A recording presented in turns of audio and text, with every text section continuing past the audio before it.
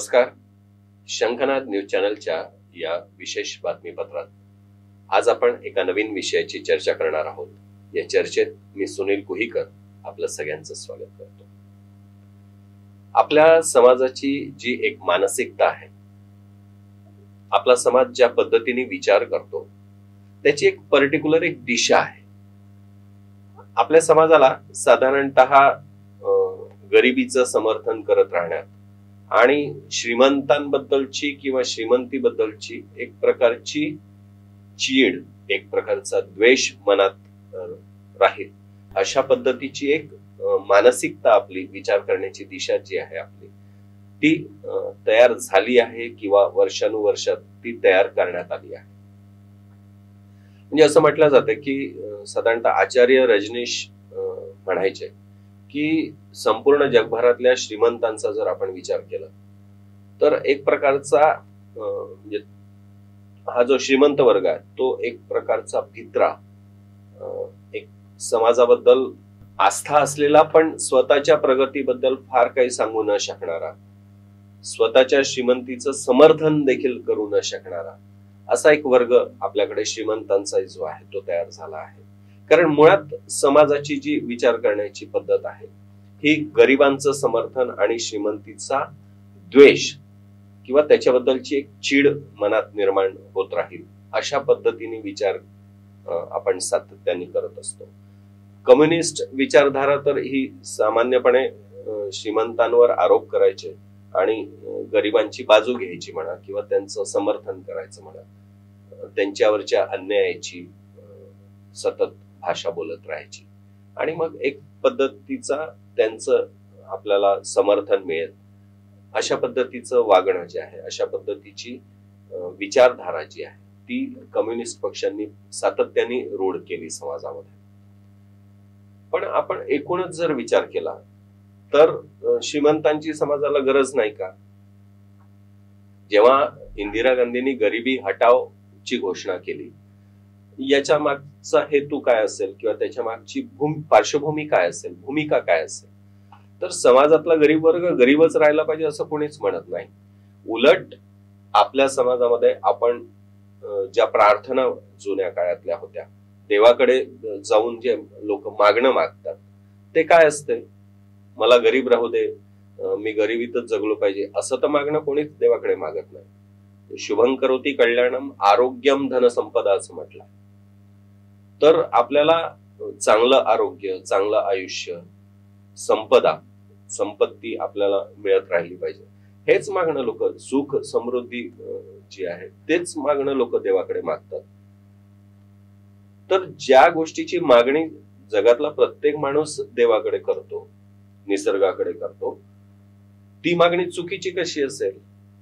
जर आपण स्वतःला श्रीमंत होऊ दे, आपल्या शत्रूंचा नाश होऊ दे, आरोग्याच्या दृष्टीने माझं सगळं चांगलं असू दे अशी जर मागणी प्रत्येक माणूस देवाकडे करतो तर तो गरिबीचं समर्थन आणि श्रीमंतांचा विरोध हे कसं करू शकेल? हा एक विचार होण्याची गरज आहे. मुळात आपल्याकडे गरिबी श्रीमंती हा राजकारणाचा भाग झाल्यामुळे समाज स्वतःला श्रीमंत करण्याच्या दृष्टीने कधी विचारच करत नाही. उलट श्रीमंतांबद्दलची, श्रीमंतीबद्दलची एक असूया जी आहे ती समाजातल्या सर्व घटकांमध्ये निर्माण झाली आहे, करण्यात आली आहे व्यवस्थितपणे. कारण श्रीमंतांबद्दलची एक प्रतिमा जी आहे जनसामान्यांच्या मनातली ती तशीच तयार करण्यात आली आहे. किंवा ते बदमाश असतात, ते चारित्र्यहीन असतात, शोषक असतात, त्यांनी सगळ्यांना लुटून ही श्रीमंती मिळवलेली आहे, त्याच्यामुळे ते वाईट आहेत अशा पद्धतीचा एक विचार श्रीमंतांबद्दल आणि श्रीमंतीबद्दलचा हा सर्वसामान्य माणसाच्या मनात असतो. त्याच्यामुळे एक प्रकारचा द्वेष, असूया ही त्या घटकांबद्दल गरीब वर्गामध्ये प्रामुख्याने असते आणि मग त्याच्याबद्दलचा विचारच त्या पद्धतीने होत असल्यामुळे तसं बनण्याच्या दृष्टीने कोणी विचारच करत नाही. म्हणजे आपण श्रीमंत झालो पाहिजे, आपलाही आर्थिक स्तर उंचावला पाहिजे हे मनातून वाटत असतं, पण ओव्हरऑल मग आपण श्रीमंत होऊ तिथपर्यंत ठीक आहे, पण दुसरे श्रीमंत झाले की त्याच्याबद्दलची जी एक चीड प्रत्येकाच्या मनात निर्माण होताना दिसते ती समाज रचनेच्या दृष्टीने किती चांगली आहे, कितपत योग्य आहे, याचाही विचार होण्याची गरज आहे. म्हणजे जेव्हा काँग्रेस पक्ष किंवा राहुल गांधींसारखे नेते अदानी अंबानींवर राजकारणाच्या दृष्टीने खूप बोलत असतात, विरोधात बोलतात, सतत त्यांच्यावर आरोप करत असतात, आपण कधीही अदानी अंबानींनी या सगळ्या आरोपांवर कुठेतरी उत्तर दिलाय कधीतरी, हे मात्र बघण्यात येत नाही. कारण श्रीमंत वर्गामध्ये पण एक प्रकारची गिल्टीनेस ज्याला म्हणतात की तो आहे, आणि आपण काहीतरी श्रीमंत आहोत म्हणजे आपण काहीतरी चूक केली आहे अशी भावना त्यांच्याही मनात असते. त्याच्यामुळे ते आपण टॅक्स पे करतो, आपण मेहनत करतो, आपण खूप आयुष्यातला वेळ या सगळ्या गोष्टींसाठी देतो, आपले उद्योग चालवण्यासाठी, आपला व्यवसाय चालवण्यासाठी. कारण शेवटी श्रीमंती काही ही आपोआप दिवसात 2 दिवसात आलेली किंवा सहजपणे आलेली अशी नसते. आलेली श्रीमंती म्हणजे ती मिळवण्यासाठी, ती टिकवण्यासाठी एक वेगळ्या पद्धतीची साधना करावी लागते, तपश्चर्या करावी लागते, मेहनत करावी लागते, वेळ द्यावा लागतो, खूप साऱ्या गोष्टींचा त्याग करावा लागतो. तेव्हा कुठे ती श्रीमंती वाट्याला येते, तेव्हा कुठे त्याचा उपभोग घेता येतो, हे कोणी सांगायलाच पुढे येत नाही. आणि मग राहुल गांधींसारखे नेते किंवा एकूणच समाजातली, एकट्या राहुल गांधींचाच विषय नाही पण एकूणच समाजाची आपली मानसिकता तशी झालेली असते की त्या घटकांबद्दल त्यांच्याकडे बघण्याचा आपला दृष्टिकोन, त्या घटकांसारखं आपणही झालं पाहिजे असं वाटण्याचा, त्या मानसिकतेचा अभाव. म्हणजे साधा आपला व्यवसाय स्वतः सुरू करा असं आपल्या सरकारने सांगितलं की कितीतरी लोकांनी तो विषय हसण्यावारी नेला. म्हणजे आपल्याला नोकरीच मिळाली पाहिजे या दिशेने जी आपली मानसिकता तयार झाली आहे. तर स्टार्टअप सारखा एखादा विषय किती लोकांनी उचलून धरला. म्हणजे पंतप्रधानांनी भजे तळण्याचा विषय, भजे विकण्याचा विषय हा पण व्यवसायाचा एक विषय होऊ शकतो असं म्हटल्याबरोबर त्याच्याबद्दलची म्हणजे त्याचे जोकच खूप तयार झाले. म्हणजे किती हसण्यावारी आपण तो विषय नेला. खरं तर ते एक उदाहरण होतं. मुळात बिझनेस करण्याच्या दृष्टीने आपली मानसिकता तयार झाली पाहिजे. त्याच्या दृष्टीने स्टार्टअप म्हणजे छोटे छोटे उद्योग तिथनं सुरुवात करून आपण एखादा मोठा उद्योग सुरू करू शकतो. ही जी मानसिकता तयार करणं या समाजातल्या लोकांची, इथल्या तरुणांची, या दृष्टीने तो खरं तर विषय होता. पण तो इतका त्याच्यावरचे विनोद त्याच्यावर तयार झाले आणि मग स्टार्टअप सारखा विषय अनेकांच्या बाबतीत मागे पडला. तर सांगायचा मुद्दा असा की शेवटी या समाजाला गरिबांची गरज आहे का? समाजातला सगळा वर्ग गरीब राहायला पाहिजे असं खरंच कोणाला तरी वाटते का? सगळ्यांचा आर्थिक स्तर उंचावला पाहिजे. शेवटी गरिबी हटाव असं जेव्हा इंदिरा गांधी म्हणाल्या होत्या, शेवटी त्यांची पण भूमिका हीच होती ना की गरिबी हटावायची आहे, म्हणजे सगळ्यांना त्यांचा आर्थिक स्तर उंचवायचा आहे, त्यांच्या आर्थिक मिळकतीमध्ये, उत्पन्नामध्ये वाढ झाली पाहिजे, या दृष्टीचं नियोजन करायचं आहे. हीच भूमिका त्याच्या मागची होती. आणि त्याचं जेव्हा म्हणजे ही जी घोषणा आहे गरिबी हटावची, ती आपल्याला ऐकायला खूप छान वाटते, पण प्रत्यक्षात गरिबी हटली पाहिजे. या समाजातला प्रत्येक वर्ग हा एका उंचीला पोहोचला पाहिजे, या दृष्टीने जो विचार झाला पाहिजे, जे नियोजन झालं पाहिजे, त्याचा ते कुठेतरी अभाव आपल्याला जाणवतो. मुळात समाजामधला प्रत्येक माणूस जेव्हा आर्थिक दृष्ट्या उंचावेल तेव्हा समाज सधन होईल. एकूण समाजामधली जी अवस्था आहे, विकासाच्याही दृष्टीने आपण म्हणू शकतो, विचार करण्याच्या दृष्टीने म्हणजे व्हिजन म्हणून जेव्हा आपण म्हणतो त्या व्हिजनच्या दृष्टीने असेल, ही सगळ्या दृष्टीने आपल्या समाजाचा स्तर तेव्हाच उंचावेल जेव्हा या समाजातले सगळे घटक आर्थिक दृष्टीने एका उंचीपर्यंत पोहोचतील. शेवटी सरकार तरी कसं चालेल? या समाजामधली विकासाची कामं कशी होतील?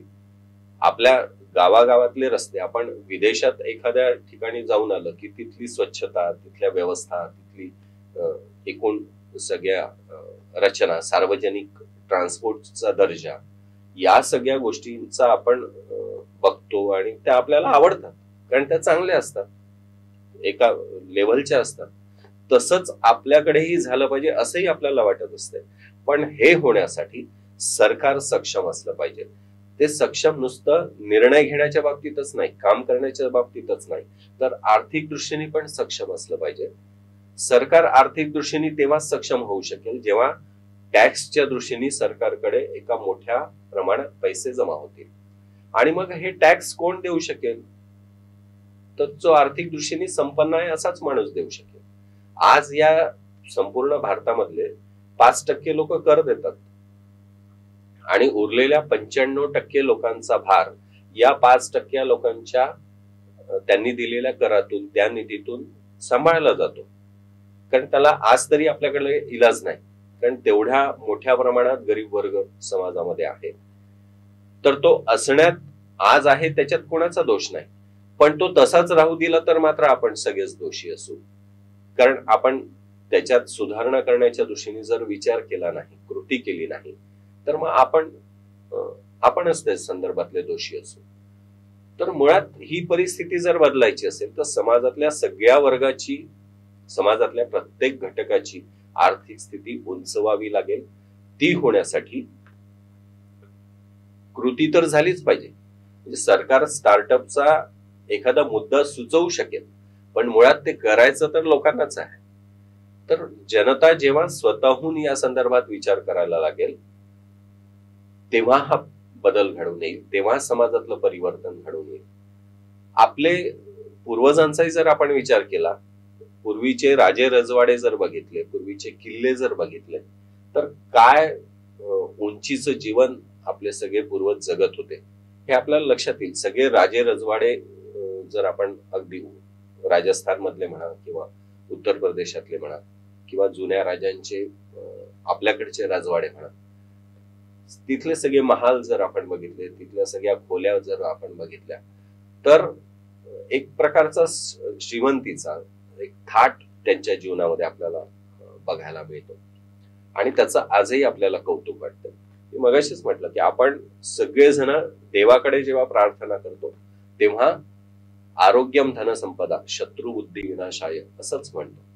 आणि प्रत्यक्ष जीवन जगत असताना मात्र कुठेतरी आपल्या मनात श्रीमंतांबद्दल, श्रीमंतीबद्दलची एक प्रकारची मगाशी म्हटल्याप्रमाणे जी असूया आहे, जो द्वेष आहे, तो त्या घटकाबद्दलचा एक जो राग आहे तोच असतो. हा राग कुठेतरी जर निघायला पाहिजे असेल तर श्रीमंत आणि श्रीमंती याच्याकडे बघण्याचा जो आपला दृष्टिकोन आहे तोच मुळात आपल्याला सगळ्यात पहिले बदलावा लागेल. आणि त्यातली पहिली जी पायरी आहे त्याच्यामध्ये सगळ्यात पहिले तर मी श्रीमंत झालो पाहिजे, माझा आर्थिक स्तर उंचावला पाहिजे. या दृष्टीने जेव्हा समाजातला प्रत्येक माणूस सगळ्यात पहिले स्वतःबद्दल विचार करायला लागेल तेव्हा आपला स्तर जसा जसा उंचवायला आपण सुरुवात करू तेव्हा आपल्या विचार करण्याच्या पद्धतीत, तेव्हा आपल्या व्हिजन मध्ये बदल घडून येईल. आणि हा बदल घडून येण्याची गरज आहे. नाहीतर राहुल गांधींसारखे लोक कायम आपल्या मनात अदानी अंबानींबद्दलची चीड मनात निर्माण करत राहतील आणि आपणही त्या दृष्टीने फारसा विचार न करता, म्हणजे अदानी अंबानींचं जीवन प्रत्यक्षातलं कसं आहे, ते किती वेळ ऑफिसमध्ये काम करतात, किती वेळ वेगवेगळ्या गोष्टींचा अभ्यास करतात, किती टेन्शन घेऊन जीवन जगतात, या सगळ्या गोष्टींचा विचार न करता कोणीतरी म्हणतोय म्हणून आपण त्या व्यक्तिमत्वांवर विचार न करता आरोप करायला लागतो, त्यांच्याबद्दलचा तसा निगेटिव्ह विचार करायला लागतो. ही जर परिस्थिती बदलायची असेल तर आपला मुळात दृष्टिकोन बदलणे, मुळात आपली स्वतःबद्दलची एक विचार करण्याची जीवनाची शैली बदलणे याची गरज आहे. ती करायला कुठेतरी जर सुरुवात झाली तर मग मुळात ही जी कम्युनिस्टांनी आपल्या डोक्यात टाकलेली श्रीमंतांबद्दलची, श्रीमंतींबद्दलची जी चीड आहे, जो रोष आपल्या मनात कायम कोरून ठेवला गेला आहे, तो कुठेतरी नष्ट होण्यास आपल्याला मदत होईल. मित्रांनो, चला एका नवीन वळणावर जाऊया, एका नवीन दृष्टीने विचार करूया. नमस्कार. सर्व प्रकारच्या पाळीव प्राण्यांसाठी अत्यंत गुणकारी इनोटॉक्स पौष्टिक आहार. नैसर्गिक वापरा, केमिकल टाळा. इनोटॉक्ससह रोगराईस आळा घाला.